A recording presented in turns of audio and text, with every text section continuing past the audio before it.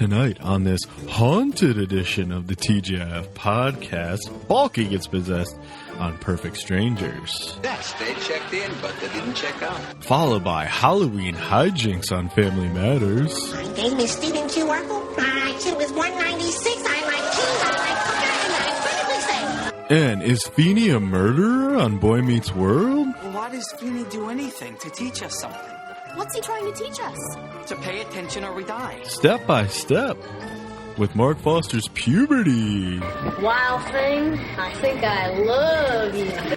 And finally, the wild and wacky world of dinosaurs. What should we do?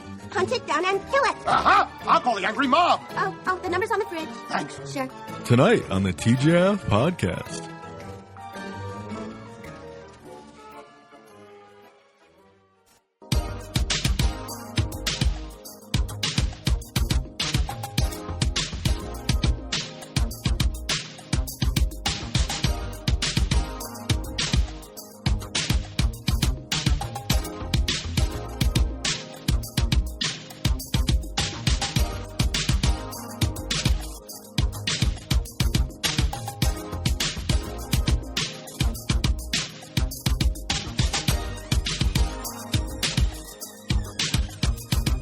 Hey everybody, welcome to episode 2 of the TGIF podcast.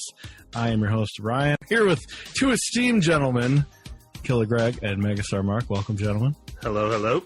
Hey, all right. Number 2, we made it to episode 2, guys. We did it. We did it. That's all right. Halfway We there. did it. Wait, what? First of all, I want to say welcome officially to the show, Mark, because you are going to hopefully be on as many of these as you can as our official third host. So welcome. Fastest promotion ever. Thank you, guys. I've grabbed the haunches of this podcast, and I'm not letting go, baby. So I'm excited. This should be a lot of fun. Yeah, we are very excited. I love that you're on here. It was the first episode was a true joy to make. It was actually so much fun, and I actually had people say at the end they were disappointed that I said, "Well, we'll see when Mark comes back." I don't know what. Yeah, Me too. I was like, please have Mark come back. I had a coworker listen to it, and it wasn't like, Greg, that was really funny, or I really love the whole thing. He's like, you should have Mark on all the time. Yeah, that's what I got. I got sad when you said Mark wasn't going to come back. I'm like, Thank you, and your also wish is you're our fired. command. Mark, you're back. I'm back. I'm back for good. I was just going to show up for the dinosaur one. You're going to have 5 episodes of dinosaurs. That was all going to be me. But hey, you know what? You get me all the time now. This is fantastic for everybody. And we stuck a dinosaurs in there for you. So Thank you. Absolutely. And I can't wait to talk about it. I have All right. strong opinions. This is the Halloween episode. We're going to put together our top 5, even though there's so many, because I feel like this might be a 3-year process to get through all these Halloween episodes. But Good. this will be a top 5 Halloween TGIF episodes. So we're going to try to put together. I tried to get a little bit of variety from last time. We do have our Family Matters and our Boy Meets Worlds and our Step-by-Steps again. But no Full House this time. We also have Perfect Strangers for the first time. Yes. And Dinosaurs for the first time, like we just Woo! said. Because there's so many shows. There's a lot of shows on TGIF, and a lot of them did Halloween episodes almost every single year. So How many California Dreamin' episodes do you think we do by the end of this? so many. 0? I mean, it could be 0, right? Maybe 0. We'll see. We'll see how it goes. I want to talk about Halloween itself first before we get started. What are your relationships to Halloween? Do you guys care about Halloween? Do you not give a shit about it? Most people fall on either end of the spectrum of hate or love. Where do you fall? I'm a not even a little bit kind of guy for all sorts of reasons. I don't love costumes. I don't like being scared. I don't like the celebration of scary things.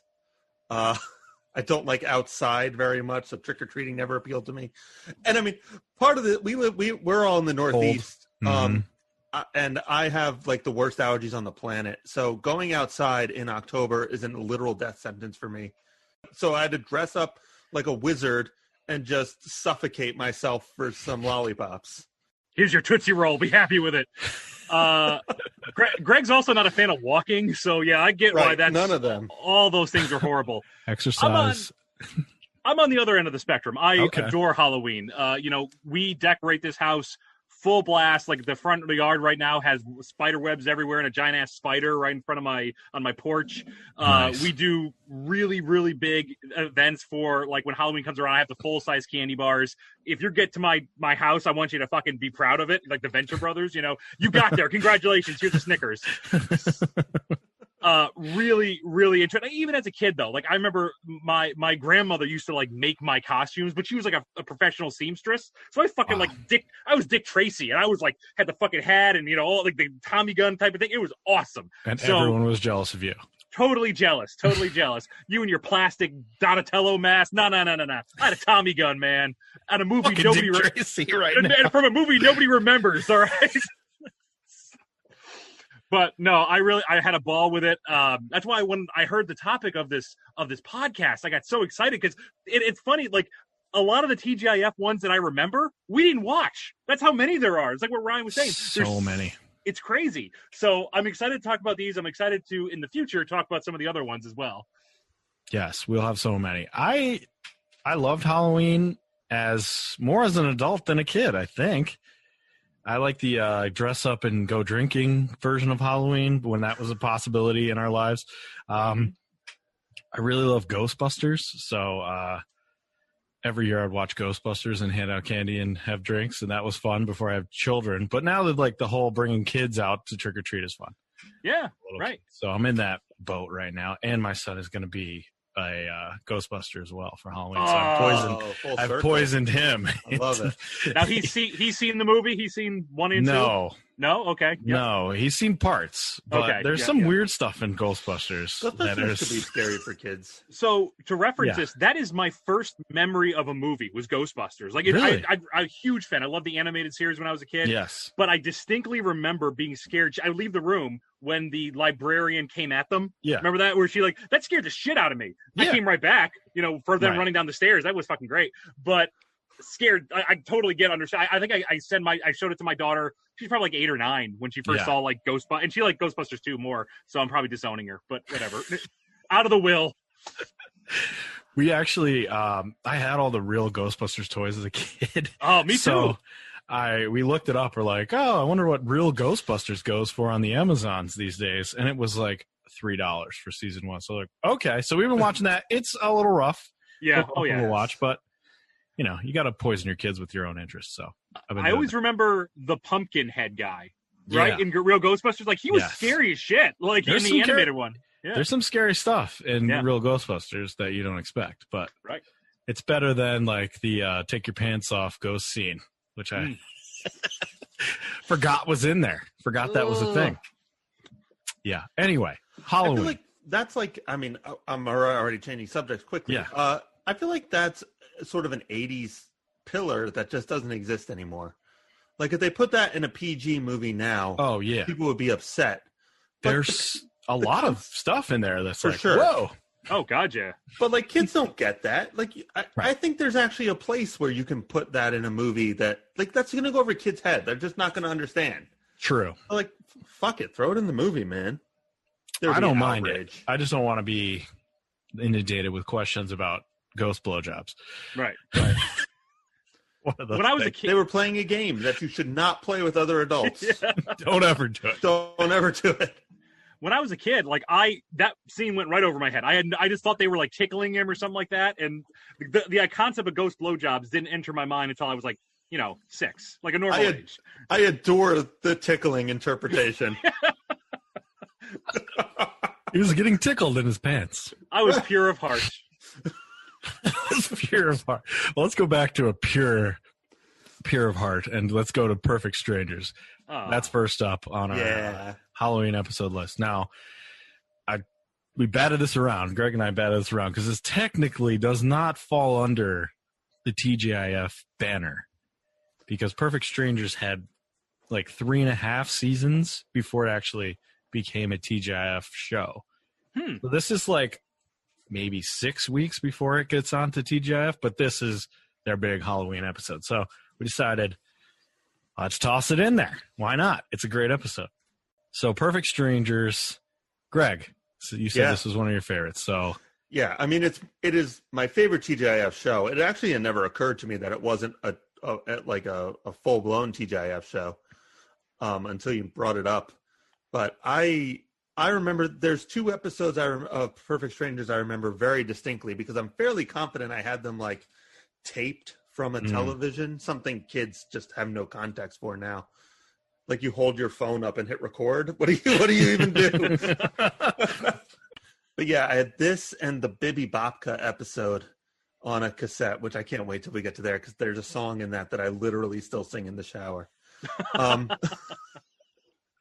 So yeah, I remember this very fondly. And it I mean, I don't want to spoil it, but boy, did it hold up in my opinion. It's a very funny show when it's I feel like the show was really, really good when it's the 2 of them in physical comedy situation where like I watched one because I watched a few more after this where they move a piano up like 10 flights of stairs and the whole episode is just them moving a piano and it's fantastic. There's another one where they like fix plumbing, like all the water, like it's I one of remember those gags. that very well. And that is hilarious. That one was also very funny. But it's just them dealing with a horrible situation together, which is great. That's when it's at their best. So there's 2 things I want to talk about with Perfect Strangers, right? So the theme song, that might be the best TGIF theme song I've heard. That is so good. I listened to it like 2 or 3 times in a row because I was so into it. It was so good. My memory of Perfect Strangers, I still very vividly. I was 7 years old. I had just gotten my tonsils out, so I was in the hospital. Oh wow! And I was up on they had like a big, tube TV, and I was watching Perfect Strangers. My mom was next to me. It had just started, and then I threw up on my stuffed animal. That's my memory. It's weird, but like that's how I associate that thing. I just associate with throwing up on my stuffed seal that I had. So there you go, Perfect Strangers. Sign of approval right there. Enough to make you throw up on your childhood pet. Oh my god!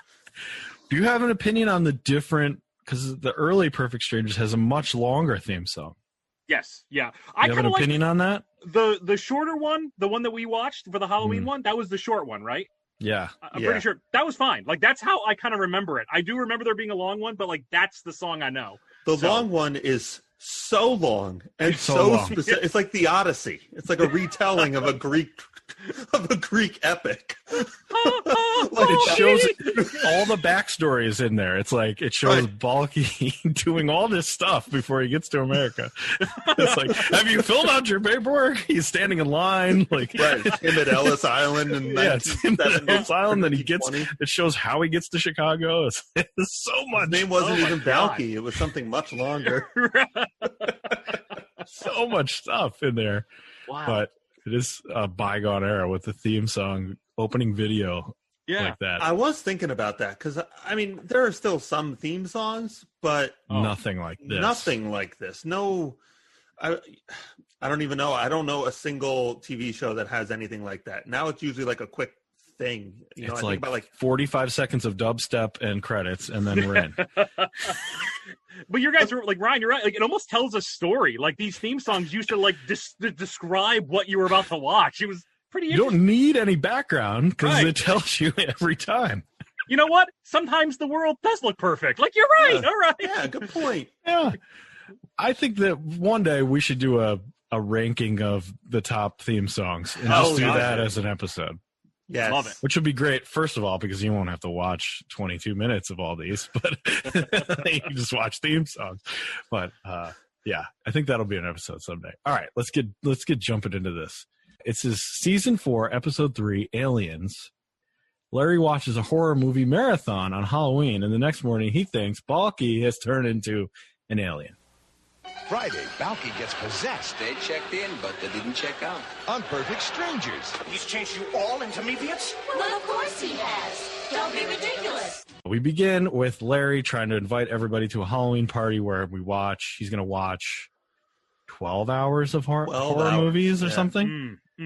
Not a good idea. Very funny. I remember recently, me, my friend Dan, Mark, and maybe somebody else, Greg A. We tried to watch all 3 Star Wars movies once in a day. And everyone made it about a movie and a half before all of our adult brains caught up with us. And we're like, maybe we should go do something else with our day. What about those people? This is really off topic. Those people that go and see like 4 Lord of the Rings movies in a row at the theater back when there were theaters. Like, when do you regret that? Like, movie 1.5? Are you like, fuck, I just spent $75 on these Lord of the Rings marathon tickets and now I want to kill myself? We're so hungry, and popcorn is so expensive. You bankrupt yourself by the time they get to that mountain.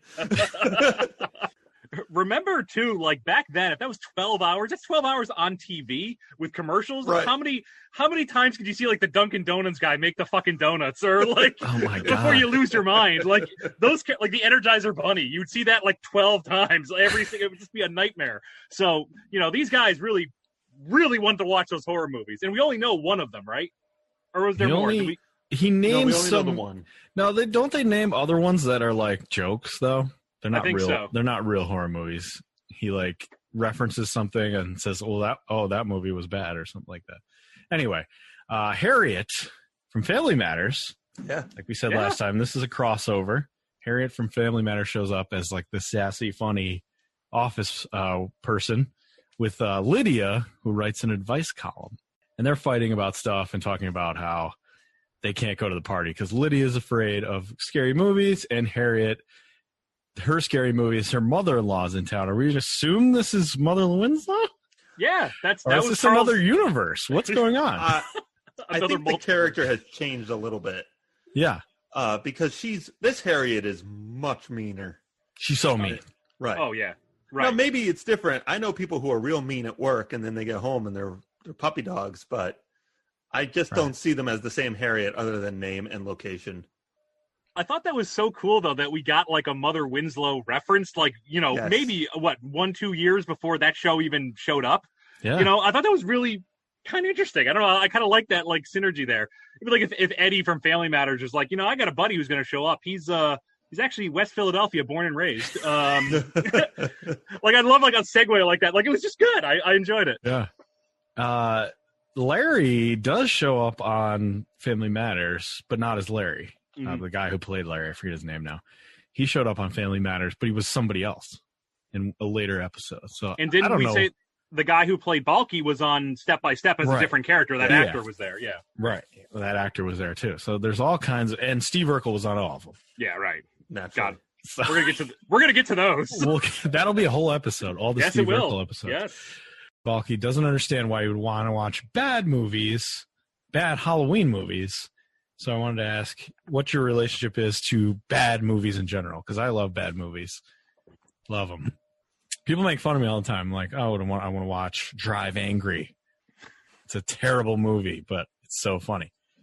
But some people tell me that bad movies don't exist that are good. But what do you guys think? Wrong. Those people are very wrong. Okay. One of my wife and I love to just go on Netflix and just watch shitty horror movies. Like that's what we do to like unwind after our days. We've lately been watching Indian horror movie, and it is hysterical. If there's not a Bollywood dance at the beginning of the horror movie now, that's not my movie. All right, I need to see the I need to see the dancing. I love it. I love all bad horror movies. I loved all like the sequels, The Nightmare on Elm Street. I loved all the Jasons. I love where he took Manhattan. All that stuff. Great. There's the one where he's in space, right? Jason X. Jason X. Jason finds Islam. Is that the one where he kills a guy with a guy in a sleeping bag? Yes. Is that movie? Yes. Yep. Which is actually a throwback to a cut scene from another Jason, right? Yes. Yeah, an earlier Jason. In Jason Takes Manhattan, he boxes somebody on a rooftop and knocks his head clean off. That's also a really good one.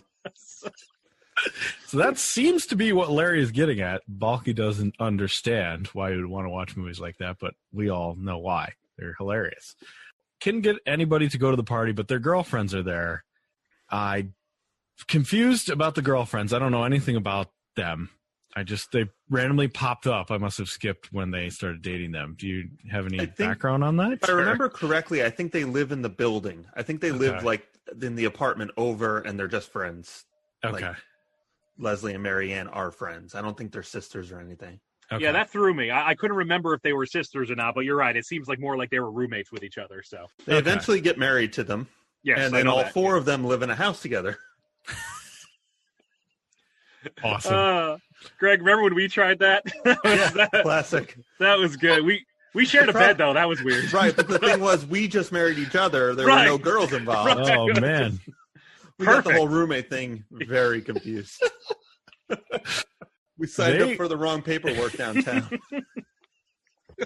We gave it a good 7 years, though. So, I mean, we're not quitters. Try. We're not quitters. Oh, it just didn't work out. We're still friends. That's all right. We're still good. We're still doing a podcast. So, the girls are not interested in watching a fourth movie or a fourth hour. I missed that. They were halfway through, so they got to hour 6. Oh, they got to hour 6. Okay. That's a lot of bad, crappy movies to watch in a row. So they're out. They peace out. Let's talk about what these guys are wearing, because I love TGIF shows where people are actually wearing costumes and what they actually wear. Balki chicken suit. Couldn't be better. Perfect. Nailed it. And he makes a lot of chicken jokes while he's in the suit. And I like how he celebrates his jokes. Like, he's like, yes, another good one. There's not enough of that in the real world. Yeah, right. Make a joke and they're like, yes, go me. Larry he's like part Jason, part knife in his chest. Right? He has a hockey mask on, right? Right. He's Jason, but also has been stabbed by a Jason. It's the sequel to Freddy versus Jason. Oh, is Jason that what versus Jason? Oh, he was way ahead of his time. Yeah, it was Jason versus Jason. That Hollywood director, if you hear that, has to be a thing, right? Circle, copyright, Killer Greg. We need that after this whole mess is over. We need to go to a movie, Jason versus Jason. Jason squared. I love it. Larry's very excited for the next movie, Invasion of the Body Snatchers, but Balki is out. And he especially doesn't want to watch it in the dark, which Larry keeps turning the lights off, laughing at him. What a dick. Larry falls asleep watching Invasion of the Body Snatchers. Waking up the next day, Balki's acting really weird or normal. He's vacuuming furniture. He has magic powers now. He can shoot lasers out of his fingers. He makes the milk. He pours a bowl of cereal or a glass of milk for Larry and levitates milk. What else does he do? Some other weird stuff. He's cooking pig stomach for breakfast, which is a bit that happens all the time in Perfect Strangers, where he cooks disgusting food that Larry doesn't want to eat. Yeah, I know he walks through the door. Yeah. There is something else he does that I can't remember now. Oh, he pulls the cup over with his hand. Right. Yeah, Yep. nothing's happening, and then he attracts the He's cup. like, oh, you're out of your mind, and then he immediately does a trick and insists he didn't do it. Right. Which is funny. Him being like a naughty Balki is kind of funny. Larry goes to get a coat out of the closet, and a giant pod falls out. He's like, this is a pod. This is absolutely aliens. Something is wrong. And Balki's like, nothing's wrong. And he disappears through the door somehow. And then Larry goes to work at the Chicago Chronicle. I want to take a second to talk about how beautiful this Chicago Chronicle building is. I was flabbergasted by how much garbage there was in front of it. Is there so much? I've been to Chicago, and it's actually a very nice city now. I don't know what it was like in the 80s. Now, but was there so much trash that they spent the production crew spent all morning trying to clear it out, and they just couldn't? It looked like the Joker. It was just trash everywhere. Scorsese's Perfect Strangers. Oh my God. It made me laugh because it's like this newspaper, which newspapers are dead, and a giant castle. Oh my God. Yeah. What a bygone era. Apparently there's 5 people working there. It's like Larry, Balki, Harriet, what the other one, the vice columnist, and then the mail carrier, and that's it. You have 5 people in that entire chronicle. They also have that weird boss that shows up later. Right. Yeah. Dickhead boss, whoever he is. We'll probably get to him at some point because he's in a Christmas episode. So Larry, he decides he's going to read the paper and calm down and see what the Bears are up to, which in whatever year this was, they were probably pretty good. Yeah. And the front of the paper says something about people abducted to planet Meepos. And he's like, what the hell? Balki drops from the ceiling and he says, whoa, what's going on? Something is not right. And he's like, the paper is fine. And it's the funniest, generic city hall budget or city budget approved. But shortly after that, another pod rolls on by on that mail cart. So he's skeptical. Balki tries to use mind control to trick Larry into eating pig stomach, but even mind control won't work. Balki admits he's an alien, but he's a bad alien because he watched horror movies, because he got bad thoughts in his head, so he's evil now. That's the part that really sticks out to me from like when I was a kid. I remember Balki flying around going big bad thoughts. Yeah. And I adore now as an adult that you can just see the strings holding him up. Yeah, right. And in the 80s, they were like, good enough. This is fine. He's like, right. The Peter Pan guys came in. He's good. No. Nowadays, they would have like CGI tentacles popping out of his back and everything. That's just too much. They would overdo it. There is a quaintness to that old school, just practicality to it, and it's just as scary as if there were CGI tentacles popping out to me. I don't know. It's not scary, but you know what I mean. Like, it's just as effective. Gets the point across very clean and clear. I thought it was kind of well done. Like, I mean, obviously they had like the way the camera was shooting, it was up higher, so they kind of got the full scope of it. You know, you could see the strings, but I don't know, I kind of liked it. I thought that was like well done for 1980s sitcom TGIF. So well done.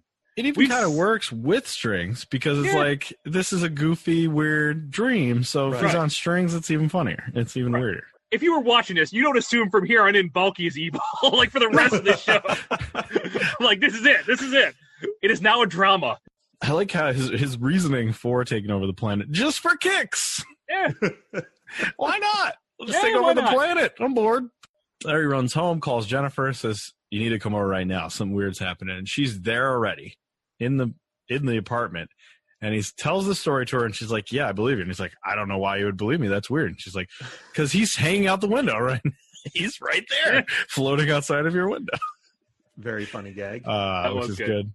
And Jennifer is also a pod person. So she's been mind controlled or abducted or whatever the hell. And Balki says, we got to get out of here because the mama ship is double parked. I also like how you can tell if somebody's a pod person by if they're wearing a vest. That was very funny to me. I like that a lot. Yes. An obnoxious, like, Eastern European vest. If you have a vest on, or he puts a vest on you, you have been abducted into this group. All the girls are wearing vests. They're all pod people. And then Larry he tries to put another vest on Larry, and he doesn't want to wear it, but eventually it does. And he floats away, and we find out he was asleep on the couch. It was all a dream, of course. Wow. Amazing how that happens. That'll never happen again. Yeah, we'll never use that plot device ever. We'll never have that gag in this show, this exact thing. Again, Larry, in the morning, he wakes up. He checks to see if Balki is nice again and says, what would you do in this situation if your money was stolen, you got kicked in the shins, and someone called your mama or told you that your mama wore army boots? And I forget exactly what all of his answers were, but they were very silly and very nice. So his answers were, if you take his money, that you spend it wisely. Yes. And if you kick you in the shins, he recommends going to a gym so he can find a better way to express his aggression. And if he says his mama wears army boots, he says, you seen mama? How is she? That's great. That last one got me. I like the last one. Balki's like, you maybe shouldn't have watched all those horror movies. That's probably why I had this bad dream. And Larry says, well, I watched a lot of horror movies because as a child, I ran out screaming from the movie Fantasia with my parents, which, it's kind of a weird movie. It is a weird movie. Yeah, there's nothing wrong with that. I remember as a kid, I didn't like Charlie and the Chocolate Factory because of that one boat scene. That scared the shit out of me, too. So, I'm with you, Larry. I'm with you. Jumanji for me as a kid. Yeah, yep. Hated Jumanji. Oh, my God. I ran out of there. Yep. That thundering, whatever, the footsteps or whatever. Or the drums. Jumanji's super scary. Freaked me out. Pee-wee's Big Adventure, by the way, got me too. The clown in Pee-wee's Big Adventure, where he goes out of the parking lot and there's just clown cackling at him. Left the room. Out of here. No mark. Mine was the movie Hocus Pocus. Hocus Pocus. Oh, yeah. I'm still scared of that movie. I'm not watching that. Sarah Jessica Parker scared you. No makeup needed. That's mean. Oh, She's a totally so mean. fine girl. I know. People make fun of her, and that's just rude. I'm sorry. She's adequate. Absolutely. So She's Matthew Broderick caliber. Right? Like Oh if Matthew my Broderick were a God. friend of yours and showed up with Sarah Jessica Parker, you'd be like, yeah, all right. They're All right, made you for hang each out. other. It's Good fine. job, Matt. You did great in Glory. Good job. You're equal attractiveness. You're just Yeah. I love when Right. that happens. You didn't shoot high. You just Right. same. Larry thinks the dream is still going because Balki's running around cleaning the house or something, and every time he turns around, he's not there and thinks it's going on still, but it's not. But in other episodes of this that we'll see, it is still going on, but not this time. You felt that this held up from your original viewings? Oh, for sure. I thought this was hysterical. I loved it. The one thing it was kind of struck me as weird is they actually referenced a real movie, like Invasion of the Body Snatchers. Right. So was that like public domain at the time? Like, how could you get away with that unless you just threw it in there and said like, "Oh, nobody noticed. It's Perfect Strangers." So just kind of curious. A simpler Movie. time, maybe? I don't know. Yeah, Maybe. yeah. I mean, Perfect Strangers, I think, was produced by CBS. So Maybe same. Maybe they own might have just been the same rights to it. owners. Right. Right. That was very good. That's going to be hard to beat. I For think. sure. Let's move to Family Matters, Season 8, Episode 7, Stevil. Oh, maybe I have lost my mind. No, you're fine, Steve. Oh, Mary's right. I need to lie down. My name is Stephen Q. Urkel. My IQ is 196. I like cheese. I like poker, and I'm perfectly safe.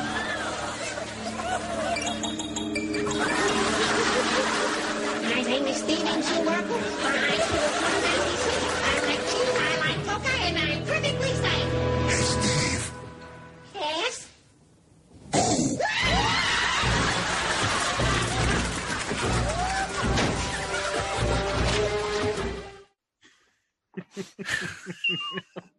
Steve, this might be, somebody on Twitter mentioned us, like, we said we were going to do the Halloween episodes. You got to do Stevil. Somebody shouted that out already. That Wow. was the first All right. thing that they thought of. So Steve, ventriloquist dummy, comes to life on Halloween, wreaking havoc for the Winslow household.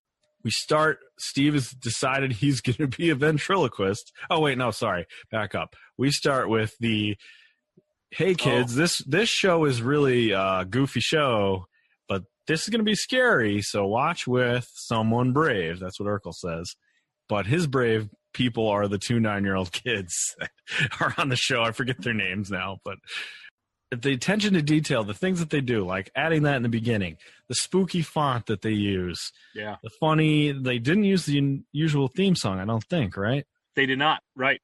They changed things completely up for this. I love that the way that they kind of changed it up for this and just made it different because the show's been on forever. So There was one thing I wanted to comment, and this is going to be a running theme through all these episodes, is the family, whoever in question, whatever show we're watching, the family's Halloween budget is astronomical. They have, everybody has decorated to an insane degree in their living room.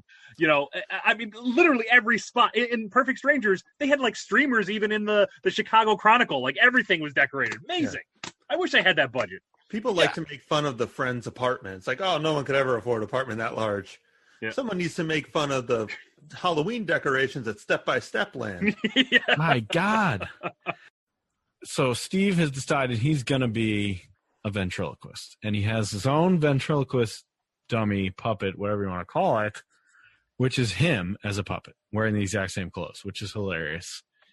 When you first see it, before Stevil becomes an evil puppet thing, everyone is like, get that fucking puppet out of here. Like the entire Winslow family is like, no, we're not down for this. Get that thing out of here. It's creeping us out. So he does a little bit of his act, which is hilarious because he does the dummy, but the voice of the dummy is just normal Jaleel White voice or whatever. Hilarious. So like, what is up with your dummy's voice? Why does it sound so normal? Which is very silly. Is Steve living in the house? We're skipping around on this show. He lives there now, right? He lives there. Yeah, he lives with Eddie. I forgot why that happens at some point. Yeah. Is it above the garage? Is it in? I'm not sure. Attic. Right. The attic? I think Steve's parents kick him out of the house. Or if I remember, maybe they like go on permanent vacation? See, I'm glad you mentioned that because I also have a vague memory of them like kind of abandoning him, but not abandoning him, and the Winslows just took him in because it seemed like his parents just didn't care. So I'm glad you brought that up too. I mean, I'm sure we'll get to it in one episode, but yeah he lives with them now. Eventually, we'll find out why, but watching these kind of out of context sometimes like, whoa, why does he live with them now? He's destroyed half their house. Why would they invite him to live with them? That's very weird. His bed, he has Jordan and Rodman posters, and they use them, too. Like, they use them in the episode, which is fun. He makes a wish that he'd be able to do ventriloquism better or something, I forget. And lightning strikes Stevil, and he comes to life. And boy does he ever. He's got the creepiest voice ever. He's so creepy. And Steve tries to lock him away, tries to throw him out the door, and funny bit where he tries to he shuts the door and scotch tapes it shut after he locks it. Like that's gonna do something. And this whole dummy thing reminded me of just reading Goosebumps as a kid. I don't know. 100%. That's exactly books. the vibe I got. Yep. Yeah. Yep. Because there's like a slew of those when we were growing up. Like a slew of like the Revenge of the Dummy, Attack of the Dummy. It's like Planet of the Apes for dummies. But Age of Dummies. Yeah. End game of dummies. Yeah. I think we're there. Yeah. Steve locks Stevil into like a trunk and comes down and tells Carl the dummy's possessed. That dummy ain't no dummy, which is a great line. And Carl's like, you're nuts. Even more nuts than you normally are. You're fucking nuts. Get out of here. Like everybody in the family is now concerned with like his mental health. Like none of the last 7 years matters. Like, oh my God, he really thinks that dummy's alive. He needs sit down, take a rest. Now that you live here, we actually have to deal with your mental health. Maybe you should see a therapist. Not him like transmorgifying into like another person in another episode. But no, this is what sets him off. I'm not concerned about, what was his name? Raquel? Stefan. Stefan, yeah. Stefan. I don't know why I said Raquel. It's not a man's name. On the trunk that Stevil is locked in, there's a sign that says, beware evil puppet or something like that. And the puppet, Stevil, Kill Bills himself. What is that maneuver called? I forget, where you punch wood enough where you can get out of being buried alive. The like 1-inch punch thing. Yeah. He does the 1-inch punch, gets himself out of there. And then he does this, comes down the fireplace and says, Eddie? And then maybe the best line of all 5 shows, where Eddie turns around and goes, Santa? So earnestly, a 40-year-old Eddie Winslow turns around and goes, Santa? Yeah. And he gets abducted up the chimney by Stevil. And then we see Stevil driving a car, chasing the 2 kids on their bikes. How do you get a car? How can he drive? He can do a lot of things. He can even dance. We find out. I love that dance. Yeah. Great dance. He turns the 2 boys into the posters of Jordan and Rodman. What a power. You said that so naturally, Ryan. You're like, he turns them into a poster, and and then there was. It's hard to describe, but their faces are in the poster. Yeah, right. And then he does even more crazy shit because he turns Laura into, I don't know how you describe this. She's in cabinets. She's in kitchen cabinets, separated by head, legs, body. Like arms. A magician's trick, like when he separates the lady, but in the closet. I like that. I thought that was like a good practical effect because, like, at one point she kind of like reclines and puts her arms up, and like the other halves of her body are reacting the same way. Like, I thought that was good. I like that a lot. Somewhere George Lucas takes note. Yeah. Like, oh, I can do crazy things with the blue screen. A young Jar Jar is formed. Oh God. Harriet as a Jack-in-a-Box, not as good as the cupboard trick. Didn't land. No, didn't land. No good. I like when Steve just chucks Stevil. That made me laugh. Where he throws him in the fridge, like, get out of here, and slams the door shut. And then, of course, he digs out the other side of the fridge and wall. And then Steve comes in and says to Carl, like, watch out, evil puppet on the loose. And Carl is a puppet for Stevil, which is kind of funny. He explains why he's doing all this shit. Stevil explains to Steve. He wants to kill all the Winslows because he wants Steve to go on the road with the ventriloquist act, but reversed. Stevil controlling Steve as the puppet. Am I getting that right? Yes. Did I miss something? Totally right. Wacky. It also is weird that it's not like I want to get them out of the way. It's I want to murder them. Like for Yeah. TGIF, that was pretty intense. Right. I want to kill them. Yeah, by right. putting them in cabinets. Right. You could just enact the exact same plan Right. without the murder. You could just go on the road. Yeah. He was afraid, I think he says, he is afraid that the Winslows would keep him from leaving Chicago or something. Like his connection to the Winslows would mean that he would never leave. Like, okay. I feel like the Winslows might agree to these terms. Yeah. They'd be cool with him out of there. You Be like, live in our sure. house now. Right. Give it a go. You're a great ventriloquist, Steve. Whatever you have to do to get that puppet out of my house. That's right. Yes. A very funny scene where Steve fights Stevil. They have a fight. And Steve actually rips all the limbs off of Stevil, which is kind of creepy and weird. Yeah. And then the limbs come back together. They come right back on him. And he's about to get killed and choked out by Stevil when Eddie wakes him up from a dream. Of course. Thank God. Woo! Thank God. That was close. I'm 2 all for right. 2 dreaming. Yeah. But then we get dream inception because the Eddie 2 for wake up. 2 for 2 dreaming. So many dreams.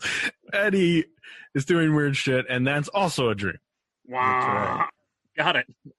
What a thrill ride. Let me We've just had say. 2 episodes and 3 dream sequences. Just throw that one out there. Yeah. So, and then at the end of the episode, it's a little fun. Here's how we made this. Here's how we made all I these love special this. effects. Which I is did cool. too. That was really fun. That was Yeah. cool. Yeah. Yeah. I think we need to talk about how Stevil was like half just like regular puppet and Yeah. also half little person. Right. And we were just supposed to be Yes. cool with that. Right. Sometimes he has like a little plastic hand that's just waving around. That's kind of creepy. And then sometimes he break dances or whatever he does. It's like, whoa. Was Stevil played by Simon Birch? I'm gonna To the try find Google. that. Find out. But yeah, it was creepy when he was stiff and then the next frame Right. he's running around fighting Steve. When that episode first launched, and I'm just seeing him because he was first like the wooden puppet that they just Right. moved around on strings and stuff. I'm like, oh, okay, this is gonna be fun. And then I saw him come down the stairs as a little person. I'm like, Yeah. oh, we're doing this. Okay, we're doing this. Probably wouldn't fly today. Again, Probably just not. terrible effects. Like you can see the seam of the mask. Oh, I know. Yeah, in the right. back. It's very obvious when it cuts around, but also like when the limbs come back on, that's some of the worst. That's horrible. And like we said, the Harriet, whatever the hell was going on, Harriet Jack in the Box should have just been cut. Cut that out. Find something else for Harriet to do. Have her yell at somebody. That's very effective on Perfect Strangers. Have her berate some people. Yeah, that was great. Did you find out who was playing that? It keeps telling me who was the voice, but not who the actual Stevil double, Josh Ryan Evans. All right, hold on. Yeah, I know the voice was actually like one of the directors of Family Matter. I looked it up because I was curious because it sounded like Robert Englund to me, and it wasn't. Which is weird because he would have done anything for a paycheck in the 90s. So It was not a Simon Birch. I'm sorry to say. Okay. That's all right. Well, Good that guess. was a very classic episode of Family Matters, and there's a sequel to Stevil, so look forward to that next year. There is a sequel. Crazy. I just found that out. I have watched all these and taken notes and rewritten notes and doing all this stuff, and I just 20 minutes before this started looked up a picture of Stevil, and it said Stevil 2. And it shocked the fucking shit out of me. Like, they made another one of those. Can't wait. Oh, it's going to be fun. All right. Moving to Boy Meets World. This is one that I think is one of the most classic Halloween TGIF episodes that there was.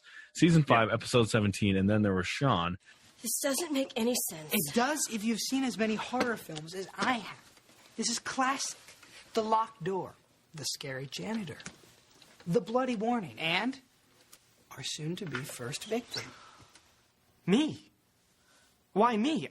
Well, Kenny, it's certainly not going to be any of us. What are you doing? What is this guy doing? And You gotta love these Disney Plus descriptions. The kids get a scream out of detention. That's it. That's all we got, Disney Plus. This is one I remember very, very well. This was on the list before I even made the list. Yep, me too. Out of all the ones that we've watched, this is the one I have the clearest memory of. Yeah, I remember everything about this except for the weird Jennifer Love Hewitt stuff. I completely forgot how that went down. Yeah, right. I remember her being in it, but I remember her very vividly, all of her scenes in this one, including the weird, like, making out, which even as a kid, I was very vividly. Yeah, wow. Like her aggressively making out with Shawn. Yeah. Whoa. Her aggressively making out with Shawn? Did that happen? Was it Shawn or no? That wasn't Shawn. Eric. It was Eric. No, it's Eric. Yeah, sorry. And it's the other way around. Eric, she's like being attacked. Yes. There was an assault happening. So we talked about this last episode, so we're jumping way ahead from the last one, but Corey and Topanga are already broken up. I love how we have one episode and we've already talked about, like, Greg was like, are they together forever? And we're like, yeah, probably. And then, nope. Next episode, they're broken up. Everyone is like so fucked up by this relationship ending. I don't remember in my life experience having like another person's relationship affect me this much. Right. Oh. Like, okay, you broke up with, okay, whatever. Like, what? It doesn't affect me, right? But it affected Shawn so much. He was all screwed up in this episode. A guy, Kenny, asked for a pencil from Topanga. In, I guess, a sexy pencil asking way. You have a pencil I can buy? Yeah. And Shawn's like, you shut that down right now. You stop it. How dare you ask for a pencil like that? Not like he was licking it or anything. Like when he got it or anything. Asking for a pencil. Come on, man. Deep throating the pencil. Yeah. What's a sexy way to ask for a pencil from somebody in school? I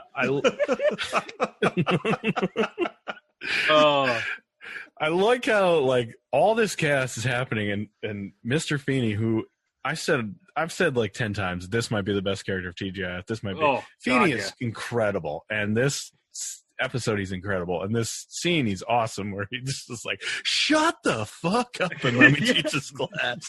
I do not care about your relationships. You know, this is something totally mine. I forgot to bring this up in the last one. I never connected the dots that they're making references to him being John Adams. Yes. So that actor, I saw this. was in 1776 as John Adams. Yes. And everything is about John Adams whenever he's around. Like, there's pictures of John Adams on the wall. The school is named after him. Yeah. I didn't connect that. It was so weird. It's very funny to me. Yeah, it is. Me too.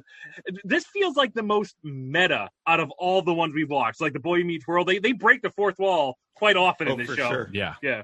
They go full meta. And did 1776 win an Oscar or something? I watched it in high school and I remember being freaked out. Like, oh my God, that's Mr. Feeney. Yeah, he was nominated for a whole bunch of stuff from this one. It was like a big deal that he was in that movie. Yep. I do love that movie though. Yeah. It's pretty good. He is hilarious in this, just yelling at people. Like, I am paid to teach a class, not, what does he say? Like, read Teen Beat or something. Those magazines when you're like a 12-year-old that you want to read about Nick Lachey's relationship status or whatever he likes to eat. Mm-hmm. Food. All right. Me too. Oh my, we're the same. That's awesome. We can totally date Nick Lachey. There's a creepy janitor that shows up. He freaks everyone out in the classroom. And because of all this nonsense, Feeney's just like, I can't deal with you all. Go to detention, which I will then again deal with you all. I don't understand why. Short-sighted. He couldn't get another person to cover that for him, but so they have to go to detention. They go there, and if Feeney leaves, and they find out they're locked in. So that kind of kicks off the like weird horror shit. They're locked into the classroom. Janitor shows back up. He's in the window, and he's so weird, and he won't unlock the door for him. And then one of those, like, what is that, projector screen thing goes flying up, and it says, no one will get out alive in blood on the on the chalkboard. And it's on. We're in a full-on horror movie, which Shawn is like, I know all about this. I'm going full meta, and he did this in the last episode where... He did. Yeah, is this a trope of Boy Meets World? It is. Yeah.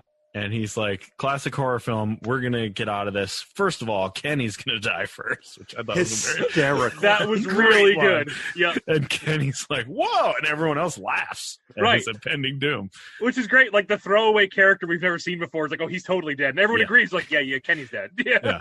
I'm going to take like a weird step out here. This episode reminded me a lot of It's Always Sunny in Philadelphia. Huh. Like, in what way? Weirdly meta, and the gang cares about nothing but themselves. Right. And just like, I can see Shawn's reaction to Topanga and Corey breaking up exactly like a Charlie thing would do. Mm-hmm. Like just being really upset about something normal. Yes. I don't know what it was, but there was something about this episode that just really struck me as that. I wonder if you were to cut it and put that music in there, it would be close.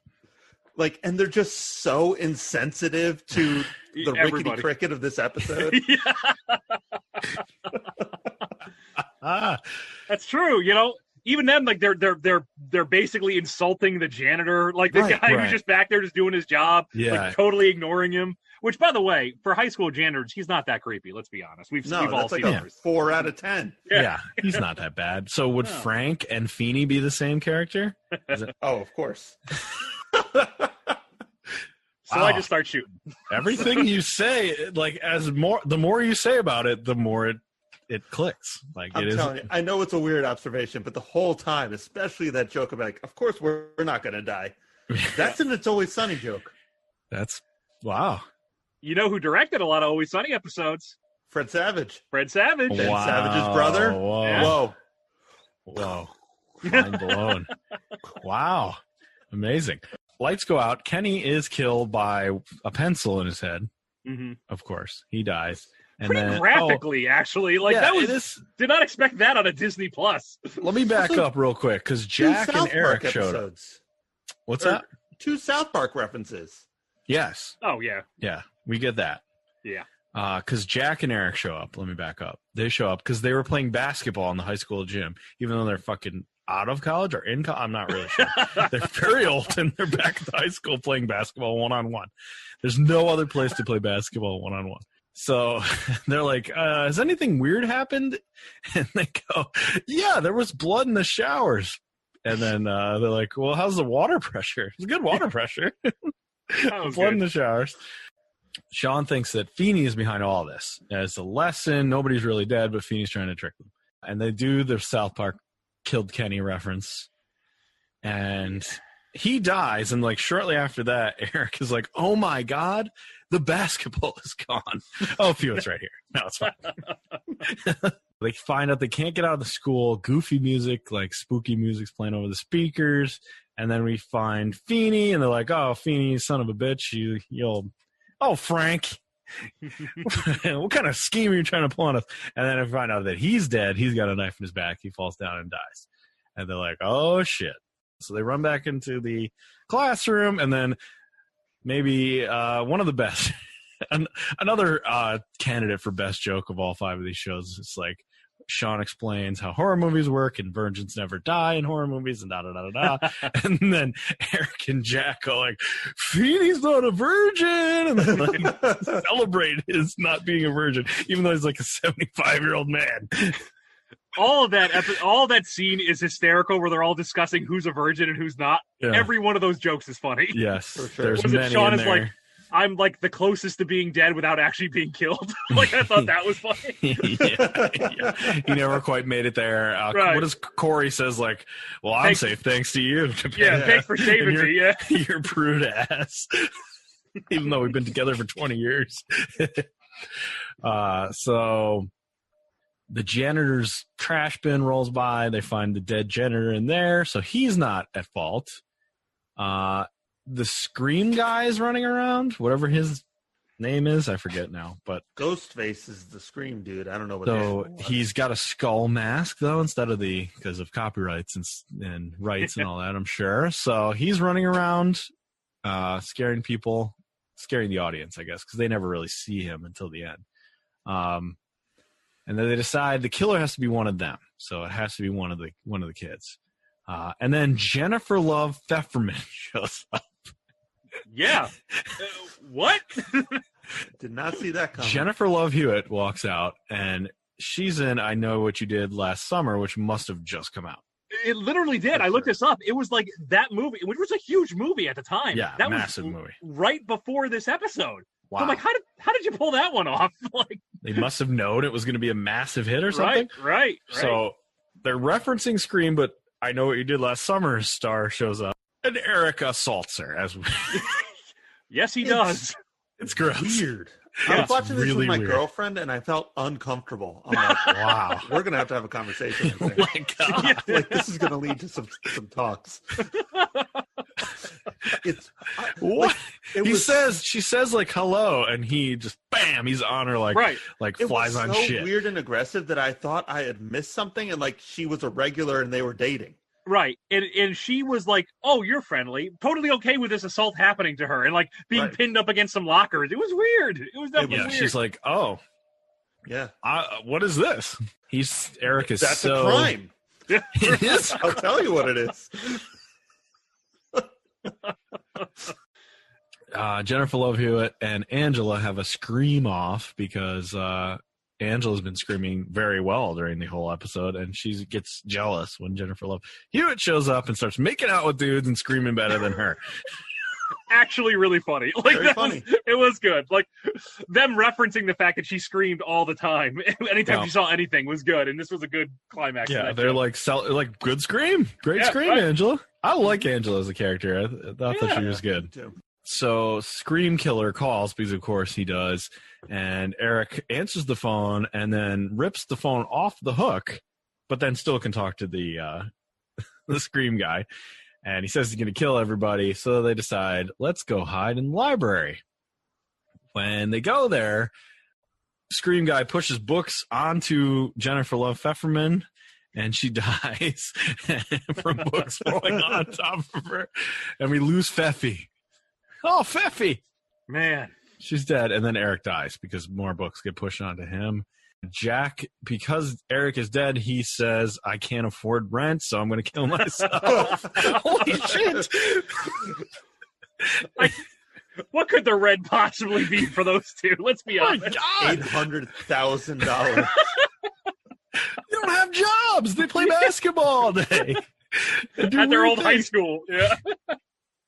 What do they make? How do they make money? I don't know. But he gets up there. He tries to kill himself. And Angela gets up there and is like, you don't need to kill yourself because Shawn's also your roommate, so it'll be fine. And then they both get pushed out the window and die. And then we find out the killer who unmasks is Shawn. And there's two Shawns. And Shawn wakes up from a dream. What is this, dream number 4? Dream 4, episode 3. Dream 4.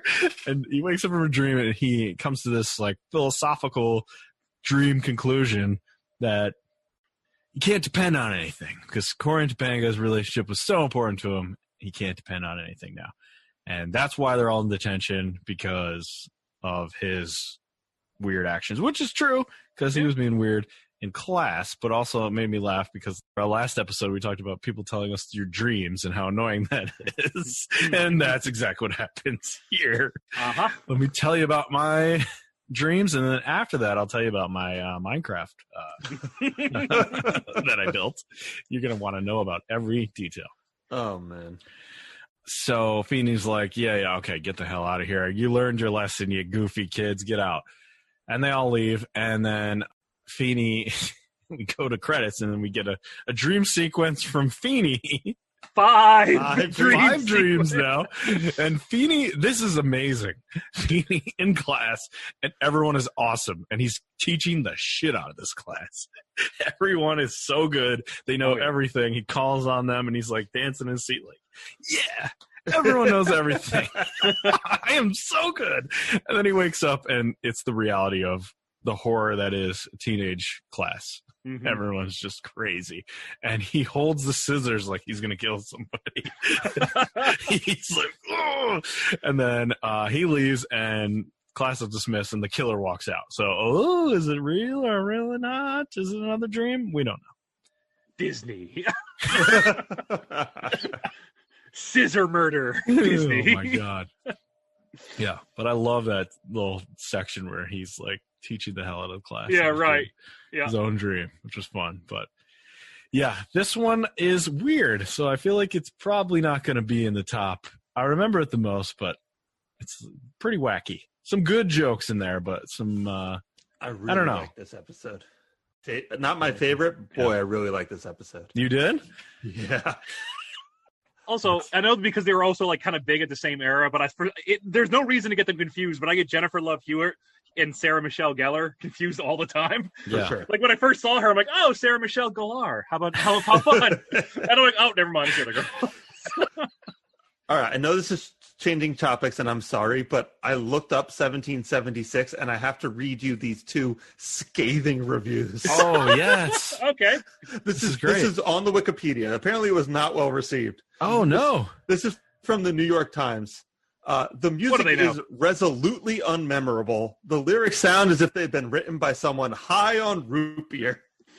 High on root beer. When was this written? In 1776? Yeah.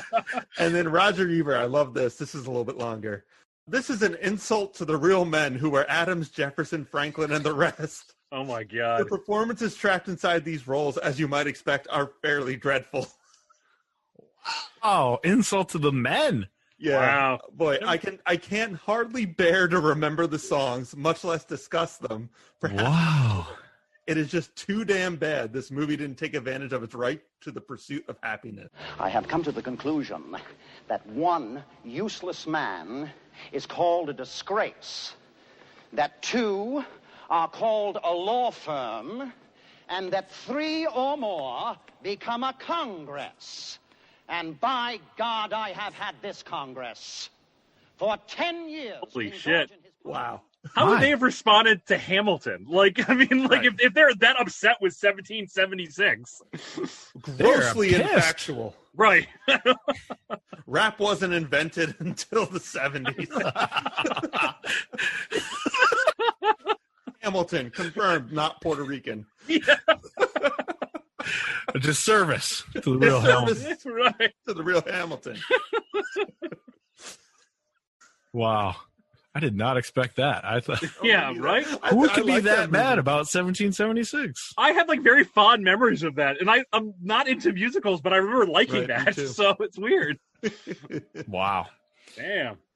Another one I remember as a kid very well, Step by Step, season 4, episode 6, Something Wild. Mark gets in trouble when he gets involved with a wild girl from school. Frank and Carol host a Halloween party. Cody makes the Guinness Book of World Records with the help of a pumpkin. This is a lot of description. It's really just Mark is horny, the end. Sure is. We're gonna take these eggs down the street and have some real fun. I presume we're not making Denver omelets for the neighbors? Not unless they want to scrape them off their front door. Come on, let's go. Wait, I can't leave my own party. I wouldn't feel right about it.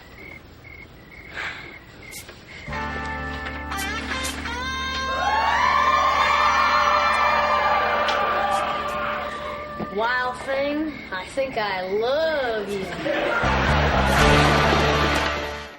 I've seen this one a lot. I don't remember if she comes back. I feel like Wild Girl JJ Jenkins, which sounds like a wrestling name, comes back. I think she does. But I'm pretty sure Mark is very involved in this season of Step by Step because he's in Beethoven. Oh my God, you're right. Yes. Holy, I forgot all about that. He's in the whatever his name is, the actor. Right. Is the lead actor in Beethoven, and there was like 18 Beethovens. There's so many of them. Right. And that was a hit. I'm pretty sure, sort of a hit. Yeah. It must have been because they made so many. But yeah, so I think they were like, "Oh, we have a diamond in the rough here. Let's go with Mark." It's like a major guy in this show, and it is weird. You could have honestly picked almost any other kid and had a better run with it. It's almost very silly. It's very silly. So it is crazy that this bad girl is our first Oscar nominee. What? Right? It's Michelle Williams. Oh my God, is it? Yes. No. Wow. Fantastic actor. I'm almost 100% sure. Holy shit. So, four-time Michelle Oscar Williams. nominee Michelle Williams, bad Oh my girl, lover God. of Mark. She should have won an Emmy for this, and she let's- could be closer to her EGOT. Let's also give Mark credit for aiming high and trying to date a 22-year-old because He he shot was his shot. way older than he was in this. She is so much older. The ages. Oh my Ages. God. Oh, Holy shit. That's Michelle Williams. That's so weird. Michelle Williams Oh my God. in Step by Step. Oh my God, that was I quite. also found out today, like, the middle girl child, the younger one who was like Patrick Duffy's daughter, the like Al. sporty one. Al. Al, right. She went on to do like quite a bit. Like, she does a lot of like voice acting now. She does Yeah. stuff for like Family Guy. She's like, which is weird because I don't recognize anybody else doing anything other than Patrick Duffy and Suzanne Summers. She directed. She's a director. She directed Yeah. The Goldbergs, which is a Whoa. funny show. Yeah. Yeah, Good she's for done a her. lot of That's stuff. awesome. Yeah. Yeah, she's still around working. So Way to go, Al. Right. Christine Lakin. Good for Yes, her. that's right. Yes. Yep. Mm-hmm. Yep. Yeah, no one else is really working from this show. Who else is working? Like Suzanne Summers is not working because she's Right. fucking But- Suzanne Summers. She's like, Like, I'm Be out, 100 bitch. by now. Yeah, and like Patrick She looks Duffy. great though. She's Absolutely. Now? Duffy's not doing anything either. He's got that Dallas money, right? Yeah, right. But like, I mean, they don't have to do anything. Like, you know them. Like, all right, we got them. But like Right. JT. Nope. Cody, no. Cody's in jail, probably. Yeah, I was about to say Cody had some issues. We'll get there someday, but I'm pretty sure that got reversed. I think it was I'm pretty sure. Oh. I have to look that up to be sure, but I'm pretty sure he didn't do what they said, and it got reversed. But I thought he got like addicted to heroin or something. I thought it maybe was... that happened. I don't know. Maybe he had other problems. There was some kind of domestic dispute. Yes, that's what I remember. yeah. Right. And he was off the show. That's why Balki comes in, right? Yep. Oh, yeah, He you're would right. play Yeah. Balki. Yeah, they wrote him off, but he showed up late, like He the came last back. couple of episodes. Right, he came I'm pretty back, sure yeah. because it was all like it was all not true or something, and he came back. Right. We'd have to look that up to be sure, but no one else is. Who else is working from this show? I'm trying to think if there's any. Mark isn't working. Brendan, No. we know he disappeared and never worked again. to Yeah. the basement with you. He's still in the step by step like Let him out. studio. So Cody has grown the world's largest pumpkin, and he's going to make it a jack-o'-lantern and get into the Guinness Book of World Records. He grew the pumpkin. It's like 20 feet tall. It gets dropped off in the driveway, and they ask, how the hell did you do that? And he says, with the power of dance and prayer. I don't just danced around it and it grew. This dude gets high in his van, goes out and like trips mushrooms and dances around pumpkins, and then it all works out for him. You know, That's a dream right there. My God. Carol says like the day before Halloween, let's have a Halloween party. Why not? We got tons of money. Mm-hmm. Let's have a Halloween party. Even though there's multiple episodes where they talk about how they have no money. Right. The last episode, they had no money. There's other ones where they like, we got to figure it out. Yeah, like right. we're dirt poor. We live in a $500,000 house, but we're dirt poor. So they're going to have a Halloween party. And she's like, Frank, let's dress up in costumes. And he's like, I'm not doing that shit. You're going to make me wear a weird costume. And she's like, you love wearing costumes when we have sex. In front of everyone. Ryan is not exaggerating. That's exactly how it went. Like when we bone, like you love the cosplaying and shit. And he's like, yeah, you know what? I really do enjoy that. That's right. And their daughter is just like eerily eating cereal, like trying to like fade into the background. How much therapy are we going to need after you talk about your sex in front of us? In that moment, she's taking as many mental pictures as she can so that she can recount the trauma later. That's smart.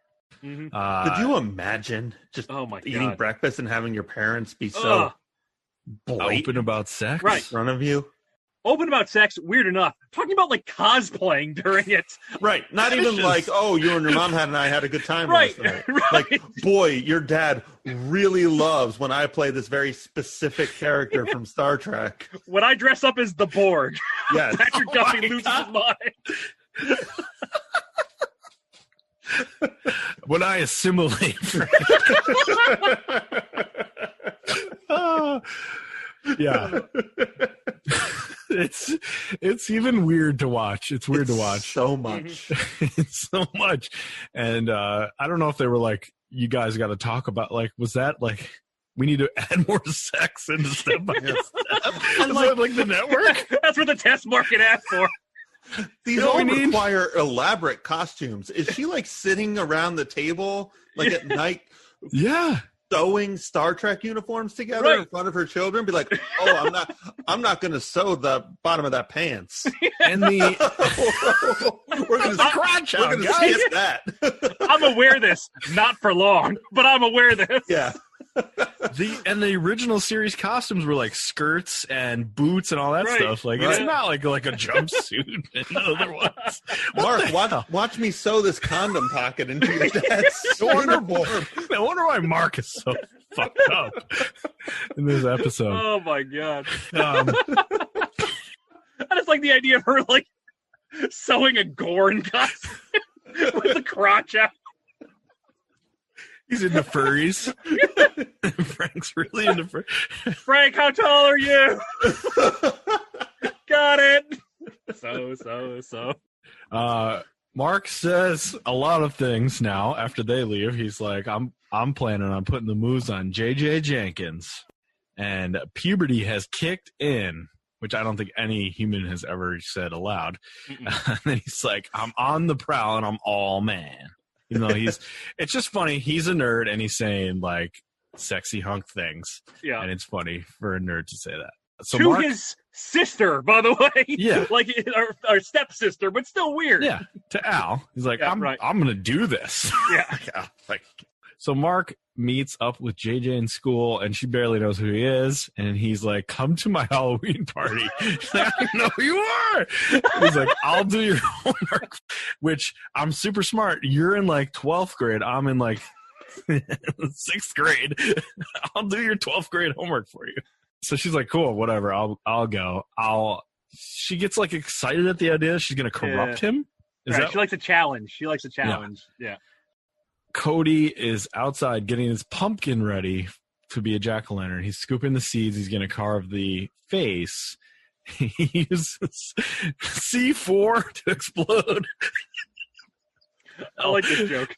He uses C4 to explode a perfectly carved pumpkin face onto a pumpkin, and all the like goop fall on the kids.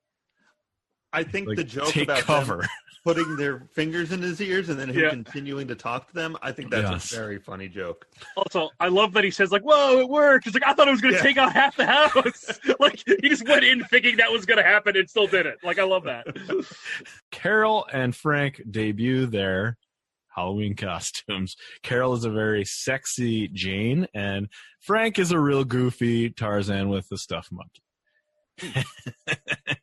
And he's so pissed about it. Like, I can't believe you're making me wear this shit. And she's like, I'll make up for it later. I'll give explicit detail to the rest of you how it went. Wait till the kids all get here. I'm going to swing from all the vines and then I'll let you know. Another like weird reference from other more popular shows. Oh yeah. Beavis and Butthead guys show up. Right. Super weird. You remember this gag at all from none the original run or originally watching it? Like I had completely forgotten about these guys. Two guys who are just Beavis and Butthead. Right. In real life. Yeah. I don't know why. They're still playing the character, right? Yeah, I guess. Okay. And they make references like the rest of the cast are like, these weirdos think they're Beavis and Butthead. Right. It's very so strange. Weird. That did not work for me. Whatever this joke is. It's not good. I mean, at the time, Beavis and Butthead was such a jarring show. Like, I mean, it scared the hell out of people who would probably normally watch TGIF. So to like see these characters in like a safe environment must have been a treat because they weren't like, you know, the real thing. But really weird, really strange. Took me out of it a little bit. It's like they're just shooting at all their bullets. Like, what else can we stick in this thing? What else can we stick in this episode? So JT invited them. This is JT's only appearance in this episode, which is kind of weird. he invites them to a Halloween party to creep on his stepsisters. What a fucking dick. Little funny. He told them that like they really do want to date both of you, so why don't you come to our Halloween party? It doesn't work out for them. I have no memories of that middle sister, the older one who's like into fashion, who dressed as a mermaid. Total shock when I saw her. Right. I was like, who the hell is this? A friend? I'm like, oh no, there is another one I never, knew about or remembered. Yeah. So crazy. She was like supposed to be like the cool hot one when it first started, and then she really fades out basically. She's still around, but yeah, it reminded me. I think she did like fashion stuff. I think like toward the end, that's what she does. That's the only like glimmer of a memory I have for her. There's not a lot going on there, I don't think, with that character. There's so much stuff with like Dana and whatever, all the crap she does, and there's a bunch of stuff with Al once they realize like, oh, Al's good at acting and hot, so we're gonna give her a lot of stuff to do. And JT has like a pretty heavy role like as it goes on. I always I like the JT stuff. I did like him. So he was super cool. Yeah. But he's not in this episode at all. He's this is one thing, and that's it. Party's on. Cody is dressed as a chef. Is he supposed to be Swedish chef or I think he's just a chef with a mustache? Guy. Yeah. Pizza guy? I don't know. Like guy who makes pizza. Mark, in the driveway. Come to my pizza shop in the driveway. In my van. It's not weird. Mark comes down. I describe it as Michael Jackson's Bad cover. That's what he's dressed as with it's a fake mohawk on because he's going to be cool bad to the bone, Mark, which is very creepy and weird. JJ gets to the party. She has a tattoo, and Carol hates her already. She's like, this person has a tattoo. There's such a weird tattoo thing in like the 90s where like, you have a tattoo. Oh my God. Now, if you don't have a tattoo, you're a weirdo. Yeah. No, you're right. Tattoos are everywhere. Everyone has them. Like, it's so normal to have plenty of tattoos. It's not a big deal. But in the 90s, if you had one tattoo, holy shit, you're weird. I mean, I guess it is a little weird on a kid, right? Yeah, if we're to assume she is actually in like 9th grade or whatever this is supposed to be, it's 8th grade. High schooler, it's probably peculiar. I mean, maybe I guess. I don't know. Yeah, but I mean, she was 32, so I mean, it was fine. I have no problem. Michelle Williams was like 1 year away from being in Drive or whatever. Aim high, Mark. Aim high. That's my man. So she's like, "This party's stupid. We're gonna go egg houses," and he's like, "I don't want to do that. That's weird." And she gives him a kiss, and he's like, "I'm in. I'll do whatever you want." Like any dumb man would do. That's accurate. Okay, I'll do whatever you want.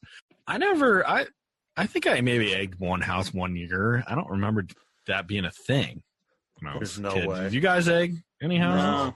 No, I didn't. I remember I had toilet paper once, and I like half-assed threw it over a tree down my street. Like I knew the person who lived there, and I'm like, and I ran away, and that was it. It's just.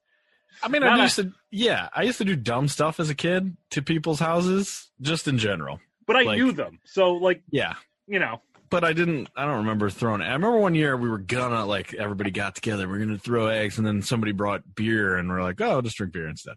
Which was the smarter play. Much better. So we're back at the party, and Beavis and Butthead are hitting on Dana and Karen, and Dana's like, "You guys are boobs. Get the hell out of here."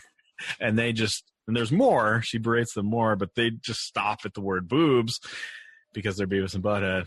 And they're like, "You said the word boobs." And basically, Frank is like, "Get the fuck out." Mark doesn't want to throw eggs. When he gets to the house, he's like, "Nah, I don't really want to do this." But then he starts doing it, and he's like, "This is really fun. I'm just going to keep doing this and celebrate how cool I am." And then a cop comes up and arrests him. And says, "Freeze, dirtbag." This cop is funny. This lady cop is so funny. Yeah. She's from Stuff. I feel like think she was in that show Popular. Really? That Ryan Murphy show from 2000 that no one remembers. I want to say she's in more Step by Step. I think she may show up again, but I'm not sure. Not sure, but she's pretty funny. She arrests Mark for throwing the eggs. Like, the paperwork alone would not be worth throwing a child. Like, just on Halloween night too. Of all things, just like yeah. So the cop brings Mark back to the house and says, Mark's like, just send me to jail. I actually don't want to go home. And she's like, well, moms are worse than jail. And probably not.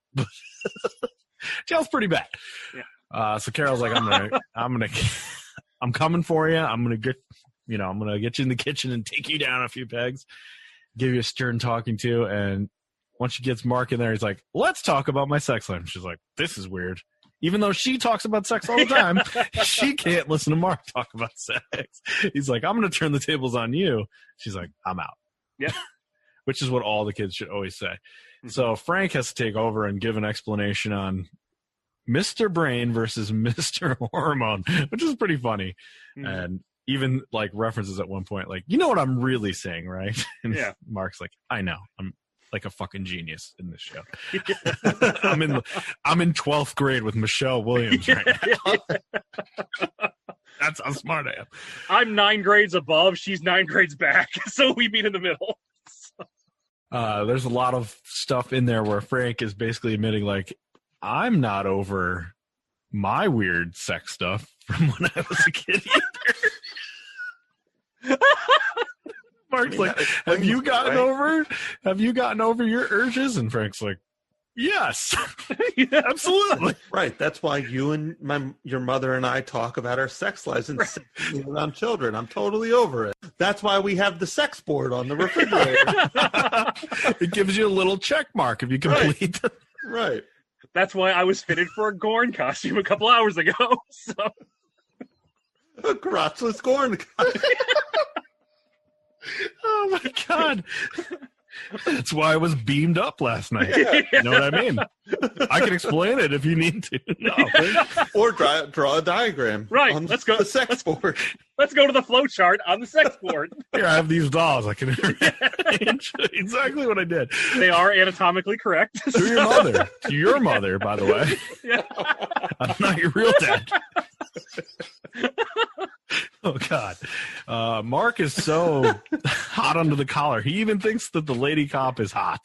He's the hot for the lady cop. And Frank's like, whoa, you are in deep trouble. Yeah, that was funny. It's going to be a long few years for you. We're going to have to clean socks every afternoon. And knock before we come into your room. All right. That one was fun. I don't know if that's a top level one. I don't think so. It's probably low. My biggest problem is I got the pumpkin blue balls. We never got resolution to the Guinness World Record story. Right, he said the people were outside, but then we never see it. Like, come on. Like, that's such an easy, like, after credits joke. Like, come on. Come up with something. We had no after credits anything. It just ends. No. Very bizarre. So that's probably at the bottom of the list, I'm guessing. And then finally, we are here. We have reached the moment where we talk about dinosaurs. Sing it, Greg. You lost me, bud. Sorry. Talking about theme songs, this is a good one. This is a good one. It is very catchy. This would be good. When I originally was putting this list together, I'm like, oh, dinosaurs. Every TGIF shows on a streaming service. Dinosaurs must be. No, it's not. Nope. It's absolutely not. You cannot find it. But there are ways. We did find it. Mm-hmm. So, yeah, we'll have to watch out for that next time. I don't want to hang in with Mr. Cooper. If we get into that. Mr. Cooper's on Hulu. Oh, is it? Okay, yes, 100%. See, we'll everything's on Hulu. Michelle Tanner is in the first episode of Hanging with Mr. Cooper. So I feel like Michelle Tanner in other episode things. Yeah, that's going to come up. It is We'll get there. Very weird that Dinosaurs isn't on Disney Plus. Like, I feel like that's got to roll out Super soon, weird. right? Because that's Jim Henson. Yeah. Like, that's exactly what they bought. Like, it's weird that it's not there. I don't understand. Yeah, it's very bizarre. Mm-hmm. And this show is like secretly beloved. Like, if you look up stuff, like when I was reading some of the comments and threads about it, it's like people love this show. Like, it's so surprising. love this show. It was so ahead of its time with just obviously like how it was filmed and the concept of it, but also the humor was very un-TGIF for like a large part of it. So it was a lot more skewed like adult and kind of like, I wouldn't want to say edgy, but different humor. So Perfect Strangers, we didn't talk about this, but Perfect Strangers, I remember like when I was a kid, it was the show my parents would watch at the end, more so than like I was like, oh yes, Perfect Strangers, for whatever reason. I remember them being, and I remember watching them and liking it, but it wasn't like in my top 5 at the time. But it was like the anchor at the end, like, stick around, parents, it'll be funnier later for you. And Dinosaurs is like kind of that show a little bit for this. It is. There's some really interesting things in here that are funny. And Dinosaurs floated for a while. Like, it was on TGIF for I think like 2 or 3 seasons, but then it went to Fox.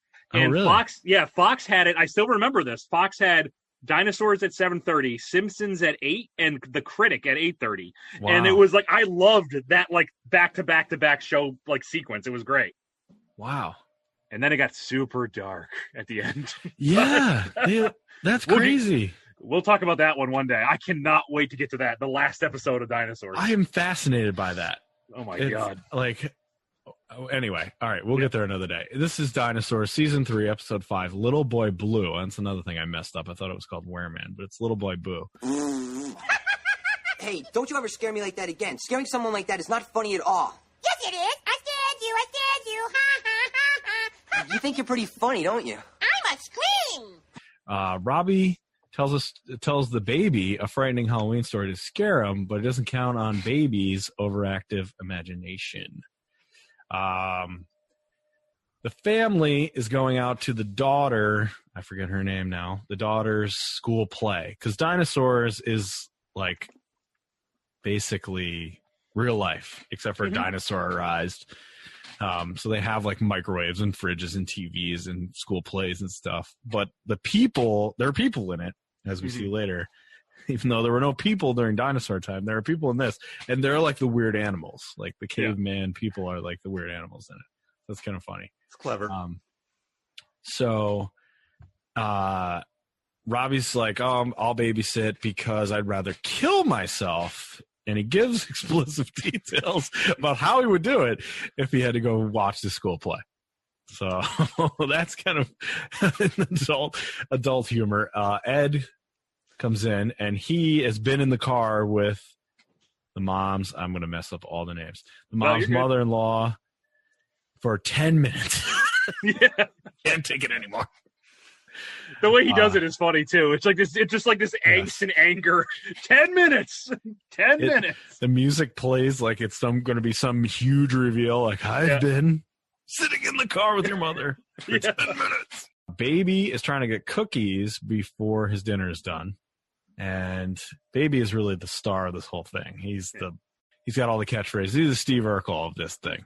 So he's going to try to get cookies, and Robbie catches him, and he's like, "Don't eat those cookies, spit them out." And he pretends to choke on the cookies and die. And we know he's not dead because he keeps looking up and winking, but Baby dying. We're already into Baby dying territory. Dinosaurs. And Robbie is like, I've killed my younger brother. This is horrible. I need to remember that emergency number real quick to get an ambulance over here. And Baby's like, 911.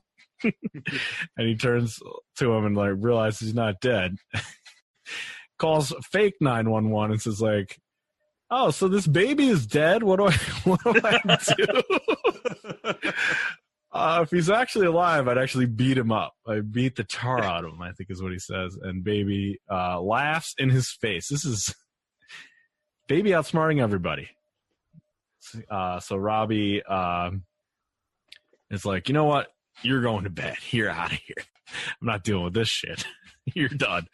And he's like, no, I don't want to go to bed. You got to tell me a story. So like, okay, you want to be scary? I'll tell you a scary story. So we get to see Robbie and his date, another dinosaur, walking through a dinosaur graveyard. This show is so weird. It's so good. Really weird. It's so weird. And Robbie gets bitten by a human caveman who is a wolf man. So we're going into werewolf territory here. Yeah. And his date actually saves him from this caveman by clubbing the caveman in the back of the head, probably killing him. So Robbie says the cut's not that bad, but he passes out. And then we find out the cut hasn't healed over multiple days, and it's really weird.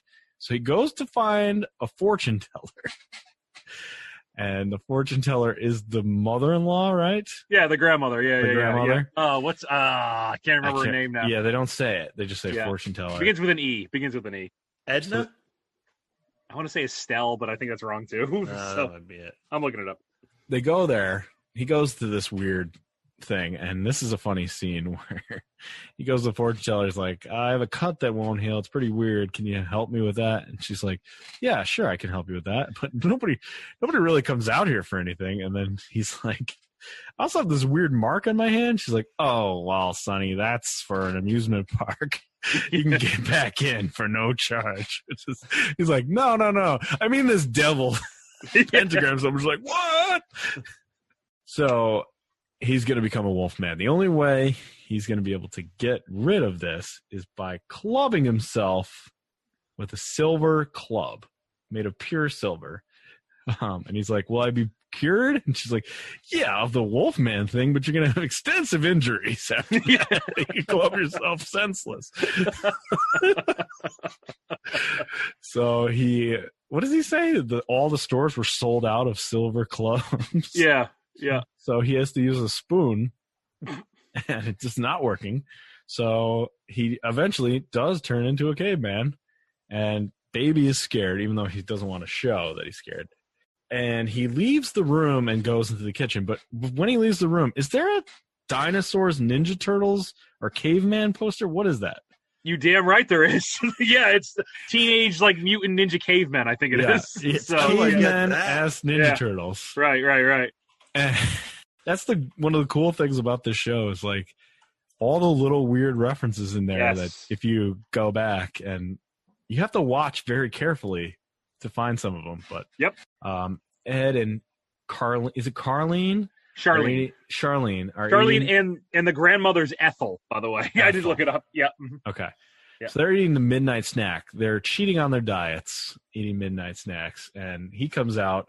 Oh, he's actually a full caveman, too.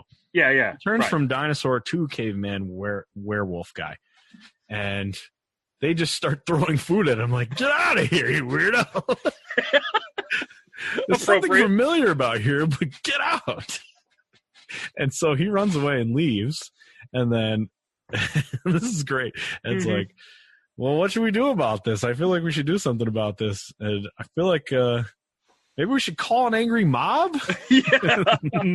Charlene is like, oh, well, the angry mob number is right on the front of the fridge. He's like, oh, perfect. Thought we had that there. Very funny. So part of the fortune teller thing is that he's going to go out and attack the girl he was on a date with, the one he most loves or whatever. And then we see a mob is coming after him, and Ed goes, let's do this. Let's kill the dinosaur, or let's kill the guy we don't know out of fear because we should, or something of that nature. He's like, this is something we don't understand, so our next week we have to obviously kill it. Let's just kill it. Robbie kind of backtracks and he's like, well, there was another way that I could have gotten out of it. And Baby's like, no, there wasn't. You didn't say that earlier. And he's like, no, there was. Shut up. And then he goes back to the fortune teller and he's like, oh, well, you said there was another way to get out of it. She's like, I did? He's like, yeah, you did. She's like, oh, well, you should eat the toes of a bad baby dinosaur. It doesn't want to go to bed. And so he tells this to Baby, and Baby's like, oh, okay. All of my toes? That's weird. He's like, yep, all your toes. And turns out the story's real, so I'm going to eat your toes now. And Baby's like, well, I'm going to kill this guy. He pulls out that frying pan, which we see in the opening, I think, a lot of frying pan shots. It's his weapon of choice. He hits everybody with a frying pan. So he's going to hit him with the frying pan, but then he freaks out because he thinks it's all real. And he jumps and climbs on the ceiling, and Robbie's like, all right, I was faking. You can have all the cookies, whatever. It's like, this is all backfired on me. And he's like, no, I want candy now. And he's like, okay, fine. We'll get candy. Must be some at the neighbor's house. So then they invent trick-or-treating. Yep. They go to the neighbor's house who hates them. And he's like, why are you guys here? Like, to get candy? He's like, why would you ask me at night for candy? That's weird. And then he shuts the door in their face and like, I guess we should have worn costumes. And that's when it gets super weird, because then we go into a totally different direction. Whoa, yes we do. The first 3 episodes had 5 dreams. This one is a fever dream. Right. So it's just on topic. Yep. Yeah, so I don't know what this is, but Baby is watching TV alone, eating food, and watching the MTV version in Dinosaur World, which is DTV, of course it is. And it says that the songs they're playing are bad, so I'm going to do my song. And the MTV guy's like, okay. Doesn't he throw food at him and it like lands in the TV too? Yep. Mm-hmm. And then he sings a song on DTV, which is I'm the Baby, Gotta Love Me, which I remember a little bit. And it is an earworm. You cannot get this thing out of your head. Since I watched this, I can't stop everywhere I go. Guys, since it debuted, I cannot get it out of my head. There have been parts when I was in college where that wormed its way in the middle of an exam. So that's going to be stuck with you. It's in the quiet moments. Yeah, right. Quietly doing something, and then then I'm the Baby, Gotta Love Me pops in my head. Right.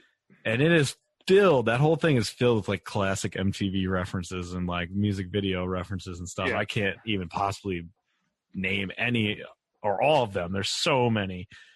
And even like he does like a rap at one point, and my favorite line I wrote down is every chance I get to make a poop in my pants. He talks about how he takes every chance. I take every chance I get to make a poop in my pants during the rap scene. Very goofy. Yep. Hilarious. And that is Dinosaurs. Yes. Wow. It surely is. Wow. Love it. Love it. Loved it the first time I saw it. Love it now. It's just, you're never going to get me to say a bad thing about dinosaurs. Tim Henson's a weird dude. He's a weird dude. For sure. Was he was still alive when this happened, right? It looked like his son was so. one of the producers on this. Yeah. So I don't know how involved Jim Henson was himself, but okay, the Henson family was definitely involved. Mm-hmm. I don't know how much this worked for me as a show, but it's also possible. Like, you know, I watched the link that you sent me, Ryan. Yeah. The quality was so exceptionally terrible that it might have detracted. Like, I just had trouble paying attention to an extent. So, like, there's no way I would have seen that poster in the background if I wasn't looking for it. Yeah, I had to watch it twice because I first found a version of it which was very blurry and hard to hear. And I was like, I'm missing everything. I know I'm missing everything because this show has all kinds of like little things tucked into it. So I had to watch another one with like clear audio. So, but yeah, it's hard to find. It's sad. Come on, dinosaurs. As I told Greg, I own the series on DVD. So I was able to see it in crystal clear, great audio, surround sound. I'm the baby, gotta love me. Heard it perfectly. So I had no problems and I enjoyed it fully. You communist. Oh my God. Oh my God. You know, I'll admit a lot of it might be nostalgia. Like, I really do look back on like that moment. Like I was mentioning that, like that block of like, even when this wasn't on TGIF, as being something I look forward to every Sunday. I remember like playing out in the backyard, playing football or doing whatever, but you had to be in by like, 7:30 for dinosaurs. So like I am definitely skewed on it. I also feel like this might not have been the best episode to kind of get you started in. There are other ones that I think are a little bit more. Yeah. This one's kind of relate to them a little bit more. Yeah. This one's a wacky Halloween episode. So like the only jokes that really worked for me was the grandma as the like fortune teller or whatever. Yeah. I thought that was very funny. I feel like if we ever get one where like Earl is talking to his boss, like you would really like his boss, Craig. So very funny. See, I fucked up his name the whole time. It's Earl, not Ed. Oh yeah, Earl. Yeah. But like Earl's boss is like a Triceratops who only exists in a trailer, and he is hysterically funny. I remember him. I don't know why. Played by George Jefferson, actually. Wow. Whatever. Sherman Hemsley, right. Funny. I could not find a Teenage Mutant Ninja Cavemen poster. I did, however, find some stickers, which I bought one for each of us. So, thank you. When I see you in person, it'll be here in November. In 2025, we'll get those. We do our in-person podcast. If we ever meet up to do one of these. All right. Do we have any consensus on how we want to separate these or rank these, I guess? I don't know. I mean, it's hard. This is tough. I have a definitive hierarchy, but I think don't we're know all if going to anyone be. agree with me. I think we're not going to be the same as my guess. No. But let's No go. way. What do you got? So I'll just say what mine is. Number one is easily Perfect Strangers. Like no brainer. Yeah. Then my number two is Boy Meets World. I thought that episode was hysterical. It was good. I thought it was like on the nose. Yeah. And then it would probably be Stevil, and then Step by Step, and then Dinosaurs. Okay. Wow. What do you got, Mark? So I'm going to show how Greg is wrong. So Dinosaurs number one. However, I will put Step by Step number two. Oh, no, sorry. I will put Perfect Strangers number two. I really did. I love that whole, like alien thing, and that was really funny to me. That was really good. I'm going to put that number two. I'm going to put Step by Step number three. I liked that it was the only one that didn't have a dream sequence involved. So I kind of appreciated that. Right. Yeah. And oh man, I'm debating on the last ones. It's a little tricky. It's a little tough this time. It is. God, I don't know. Stevil's last. I didn't like Stevil. And so then number four is Boy Meets World. There we go. So. All right. I'm gonna go number one. Boy Meets World. Okay. Again for me. Number one, Boy Meets World. Number two, Perfect Strangers. Number three, Dinosaurs. 4, Stevil. 5, Step by Step. Last for Step by Step. I think. I feel like. Yeah. I just didn't like. I don't like Mark. Fuck you! Not this Mark. No, that Mark. Oh, Mark. I don't like the character of Mark. I don't like how just regular old episode that was. Also, as stupid as a nitpick this is, I don't know who the fuck that party was for. Like, I think we should have a party, and I assumed they were going to invite over all their friends over. It was going to be an adult party, but then it was just like a shit ton of kids. Yeah, a whole bunch of kids. Who's the kid party? Yeah. We got like 20 kids. Let's have other kids come into our house. We didn't talk about, by the way, Al's costume. She was like a pirate gypsy, which looked fucking baller. Like she had a friend who was also a pirate gypsy with her. They look great. Like that was the best costume. So. Yeah, there's some good costumes in that Step by Step episode. Right. Those Tarzan costumes, even though Frank didn't like his, they're pretty extensive. They sure were. Yeah. I think we all had Perfect Strangers in 1 or 2, right? Yes. Like we all had that. So that's probably the consensus best then. I mean, obviously I have the nostalgia for it, but I just think it was a well-constructed episode. Sure. Yeah, it flowed better than some of the others. To that it did. Older movies and stuff. Stevil is kind of weird. It's very iconic in what it was for TGIF, but the episode structure is all over the map. For sure. It felt like it never ended. Right. Yeah. It felt going.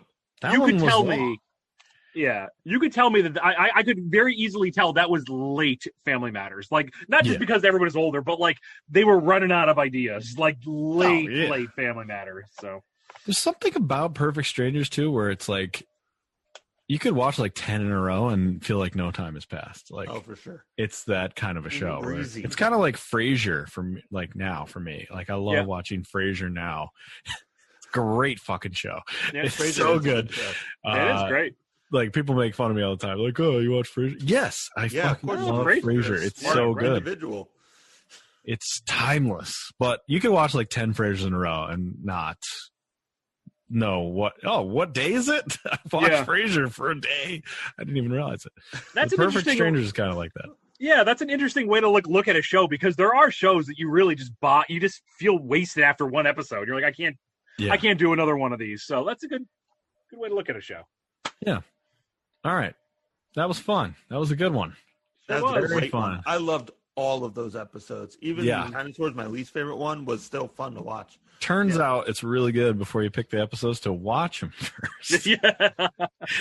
Then decide which ones, which was my mistake the first time. But wait, is that what you did? Yeah, I watched some. You watched all of these and not then all of them, just to be sure. Oh, because these were all gems for sure. Yeah, all of them were great. There was also a very handy list with like 20 episodes on it, and that's when I realized, oh my god, I look forward to the next one. We're in trouble. And I'm exceptionally happy that we chose not to do a Sabrina one this time. Yeah, because I feel like that's like low hanging fruit. Sabrina Every had episode is a fucking many Halloween episode. So many. Oh my god, episodes. yeah, so many. Like they're the type that like Christmas in July. I'm sure they have like Halloween in March. Yeah. They also like. Is it that big of a like? These were all like crazy swings. Like, let's have a puppet come to life. Like, what could happen? Like every episode of Sabrina is a Halloween episode. Good point. Something weird happens that's Halloween-y.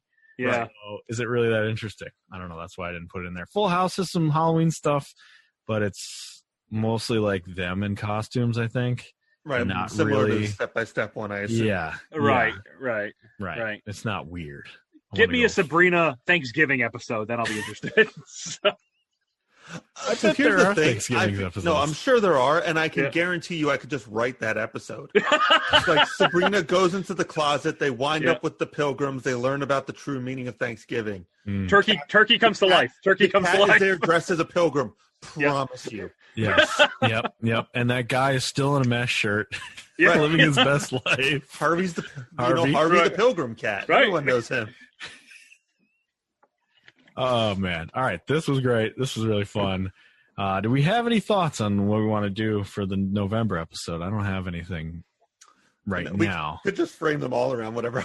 Just do holidays. Listen. They did that in TGIF. For October, November, December. Let's just do holidays. I think we could find Thanksgiving episodes. I'm down with that. I am too. It has to exist. Yeah, right. Oh God, yes. I know. It has Full to. House has at least 2. So we can watch them both. Back to back. All right, so we're gonna go holiday again. Let's go holiday. Absolutely, I love it. Why not? All right, I'll get working on that. I'll get cracking on that. All right, thank you, gentlemen. It was a pleasure again. Thank you. Yep. I don't know. Maybe we'll stick a guest in there. What's Ty doing these days? Does he watch TGIF? Crying. I don't know what my guys are doing, but maybe we'll surprise. We can get someone else in here for sure. I don't know. We'll see. Maybe not. It's a time of sharing. Yeah. Right. Yeah. Bring some other people to the table here. I don't know. We'll see. Maybe not. Maybe we'll just exclude them all and tell them to go fuck themselves. Yeah, get your own fucking turkey. Get your own TGIF podcast. Find your own block of TV you can make fun of. Watch your own. Get your own 90s nostalgia. Yeah, right. What was that Thursday night block on NBC? Do that one. Yeah, right. Thursday Night Delight. Yeah. Sure. Yeah, right. Must see TV, right? There you that go. was Sure. it. Yeah, right. Actually, that's pretty good. Oh shit, that's our sequel. We can't give that away. Yeah, that's a pretty good idea. You shouldn't 10 have said years that. from now. Cut this out. Oh man, I'm not going to though. All right. Editing's for suckers. I don't do that. Come on. All right, that is it. Thank you for joining us. We are on Twitter. We don't say much on there, but you can know when new episodes are going to come up because I'll put a little thing up there saying new episodes coming up. It's Pod TGIF. Real simple. You can go on there and we retweet Bob Saget stuff. That's pretty. Oh yeah. That and when a new episode. So it's good. We don't fill your timeline. It's fine. Mm-hmm. All right. Thank you. Thank you guys. We'll see you in November. See you then. See you then, guys. Bye.